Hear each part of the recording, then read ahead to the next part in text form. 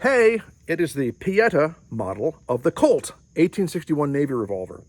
It is 44 caliber. It holds 6. I got 6 loaded. See, I got nipples on all of the, caps on all the nipples. Nipples under the caps. And let's do 6. It makes a lot of smoke. That's part of its charm. I'll make sure we get it all in. Oh dear. Oh, this is not good at all. Oh, this is terrible. I have the world's most expensive cap gun. Well, that was impressive. And it went directly in above the center of the red of the target. I don't know why none of the rest of them went off. Was that 6? No, I think that was 6. Okay, well, in theory, this could mean that they're all slow burning and they could all go off at any second. It could mean that the little nipples don't have a hole going all the way through to the chamber, but I'm certainly going to try to put some more caps on and see if we can get the rest of these to go off. And we're going to fumble them on with our big fat fingers. I mean, it's almost like guns in this era were made for people with fingers that worked and body parts that function the way they're supposed to. Like when you're young.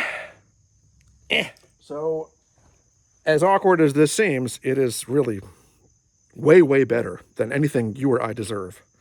And I don't know which chamber I've already fired, so I'll just go ahead and do a nipple in each of them, because if nothing else, we'll get a nice, satisfying little pop. Okay. Let's give it another chance. Okay. Good.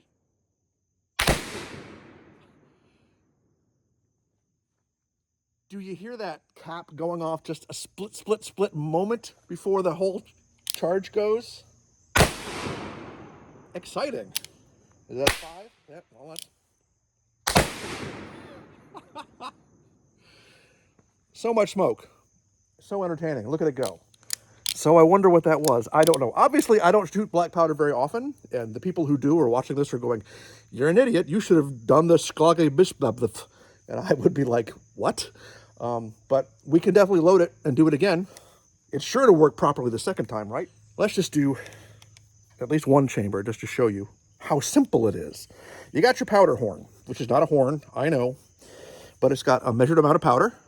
You put it in your chamber. You take your 44 caliber lead ball.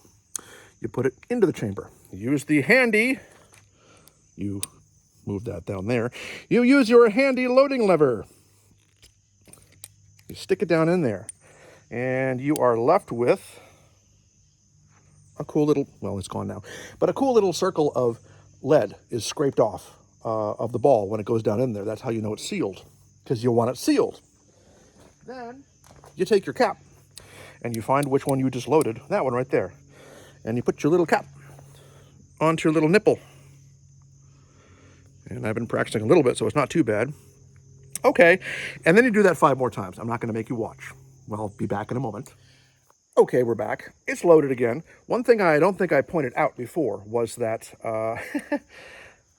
you aim through this little notch right here at the top of the hammer. You sight that, that's your V you put your front sight through. That's ingenious. Let's do 6, see if we can get them, and we'll concentrate on the gun because I think you're here to see the gun, not me so much.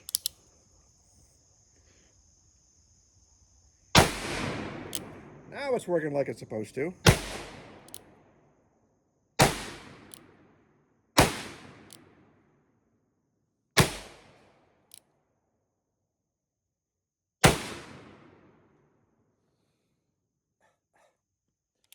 Beautiful.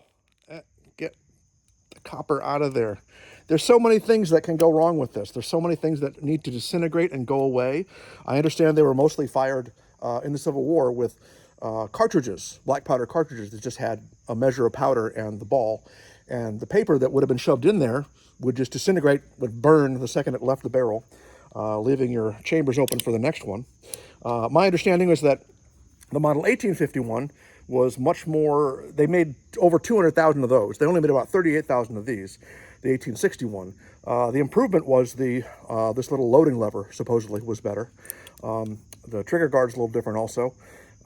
It is considered the Navy revolver only because, only because of, you're not gonna be able to see it. There is a naval scene that is depicted, engraved in the cylinder. So parenthetically, I did want to try to give you a view of the Battle of Campeche engraving that was on here. And it's so fascinating to me that, you know, we don't know anything about that battle, and it didn't really amount to much of anything in modern times. Tells you the patent number and everything. But it was popular culture. And when this was made in the 1860s, I mean, everybody would have known about that battle, and it was significant enough that everybody knew what that was, and it was significant enough to Samuel Colt that he put these on close to 250,000 pistols. It just kind of illustrates all the dumb stuff that we think so fascinating today is no one's going to know what any of that means in 100 years. And I want to kind of compare and contrast with my other black powder pistol, which I've already done a video for. Go look for it. Which is it's a model 1861, but it's a snub nose, and it's in the white. That's what they call this finish. The main difference being there's no loading gate, and to load it, you have to take it all the way apart, and it's a big pain to deal with, even bigger pain than this is to deal with. And this is much more accurate because it's got that nice long barrel. This is more of would have been a pocket pistol. But Colt did make the model 1861 and 1851 until 1873. And that, of course, was when they started making the Peacemaker, the single action army, which was, just changed the world of handguns. So this is really the last cap and ball pistol, at least that Colt made. And this is a subject for another video. So don't get too attached to it. Battle of Campeche in 1843, I think, which was a battle between the Texas Navy and the Second Yucatan Navy, I think. You can look it up. You probably don't care any more than I do. But I just thought that was funny that this had nothing to do with the Navy. It wasn't made for the Navy. The Navy didn't figure into it at all. And the original ones were 36 caliber. Well, they were not 44 caliber. So supposedly the cavalry liked the lighter recoil. Anyone would like lighter recoil, probably. But yeah. Pretty great gun. I mean, it's beautiful. But we need to see how we did, don't we? Yes. This is so much better than my other black powder pistol. Maybe I'm just better. That was my first shot. The first one that actually went off right there at the top. I mean, any of those would be excellent. I would consider any of those to be a really good shot with something, this unwieldy. But for the time, this was cutting edge, and it's still a lot of fun to shoot, and it smells really bad, and I need to go clean it this instant or it's going to seize up. Before this video, it was a couple days ago, it was all seized up because I had not cleaned it properly the last time. I thought I had, but I had to clean it, and I did it in a cool historic place. And that's what you're going to see on our way out.